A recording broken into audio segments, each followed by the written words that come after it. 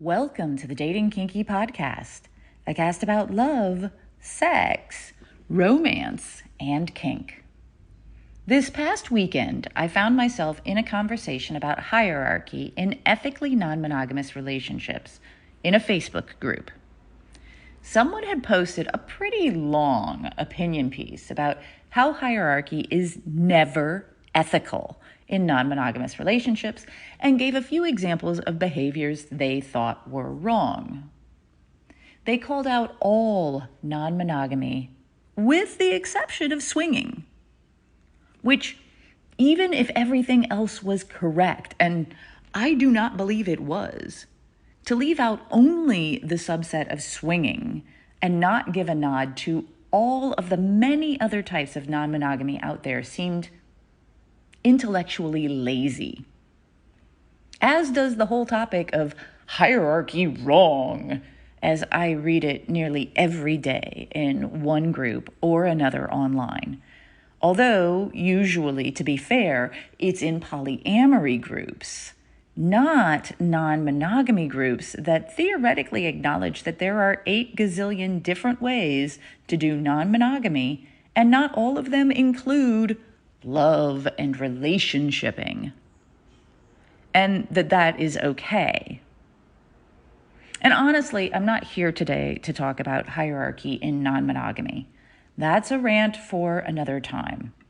I just wanted to contrast that discussion and how people present their version of one true way to the world with the piece I'll be referring to in today's cast and will link to in the show notes, and the more universal lesson offered there. Reward what you want in your life. In one of the local discords I'm in, someone posted a link to an article on Polyland about what makes for a polyamorous relationship that thrives. A lot of what this article says I disagree with. Not in practice, because I really can't disagree with what works for others, of course, but in interpretation, what the author took from what they saw. But I'll come back to those in other writings. Today, I want to talk about one thing and one thing only: the behavior modification outlined in the article. It's simple and it's brilliant. Reward what you want in your life. Ignore or do not reward what you don't want in your life. Here are a few quotes. And if and when someone did reciprocate, I rewarded the hell out of that graciousness.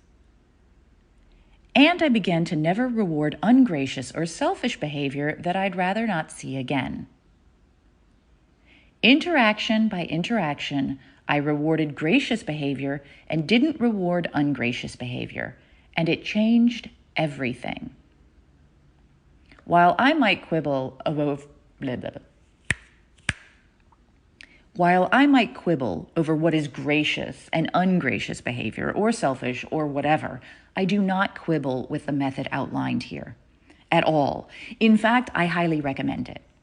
Here's another part, though, and if you think that bit above is tough, which it really is when you're not used to it, this next part, which actually has to happen at the same time or sometimes even before, is even harder.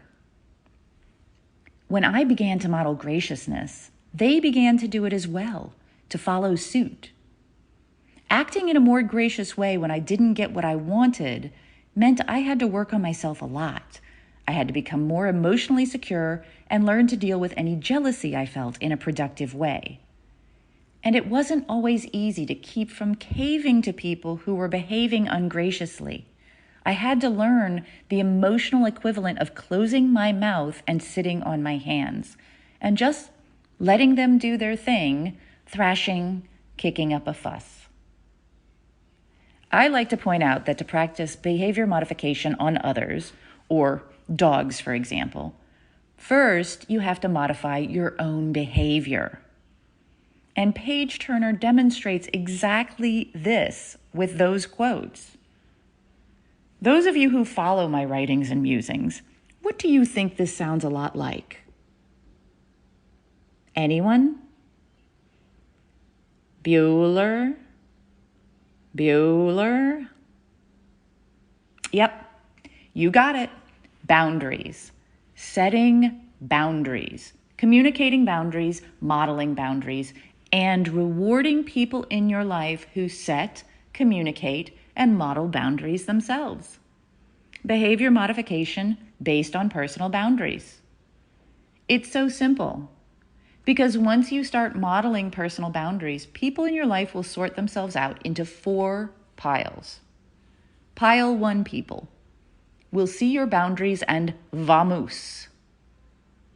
They don't want you to have boundaries. That ruins their fun.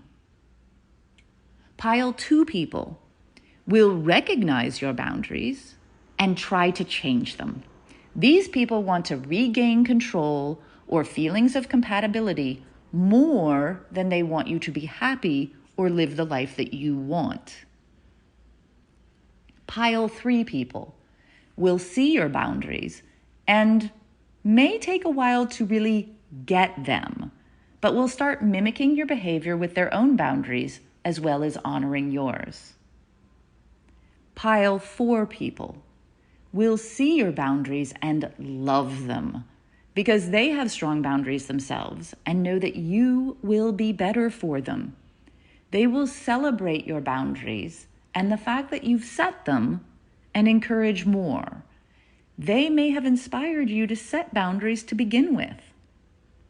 In addition, people who have good boundaries and encourage them in others will be attracted to you. Those who don't want other people to have good boundaries will be repelled.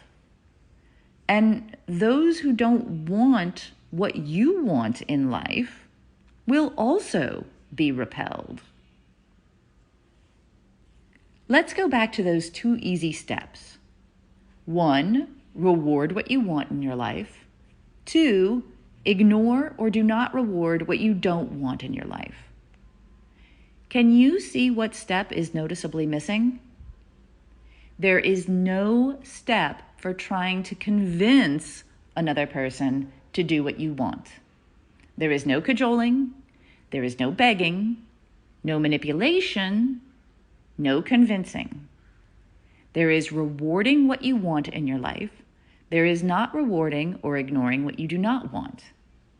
It's that simple. And again, not easy.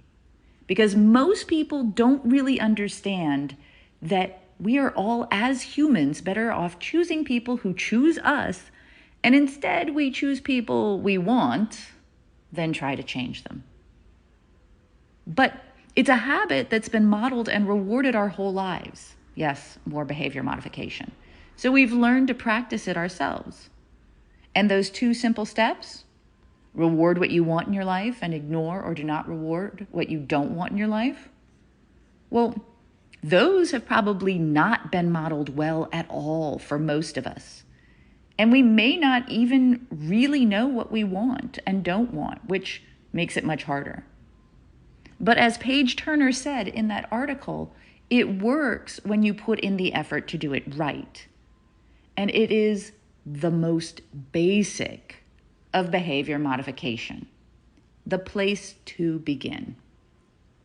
It is also 100% ethical to practice even without consent in any relationship because it really only pertains to your life and what you will or will not accept or respond to rather than to changing others. And this one skill, this one habit can improve your life 1,000-fold. And what could be more simple than rewarding what you really want in your life? And just not putting any energy at all into what you don't. What are your thoughts? First question, do you really know what you want out of life? Do you have a solid clue? Do you feel like you have the foundation to base something like this on? Because that is actually pretty key. I'll write more on this in a follow-up article. Do you reward the behaviors you want in your life? And just as importantly, perhaps even more importantly in the long run, do you ignore and or resist rewarding behaviors you do not want? Why or why not? Thank you for joining me today. If you love this episode, please share it with others who would enjoy it. And please do join me on our new apps available in the Google Play and Apple App Stores. Dating Kinky. It's built by Kinksters, for Kinksters, poly, queer, trans folk, and anyone not quite vanilla, and it's free. Find me on FetLife as Nookie Notes, and on Twitter, Pinterest, YouTube, Facebook, and Medium as Dating Kinky. We're on Instagram as Dating Kinky Official, all one word.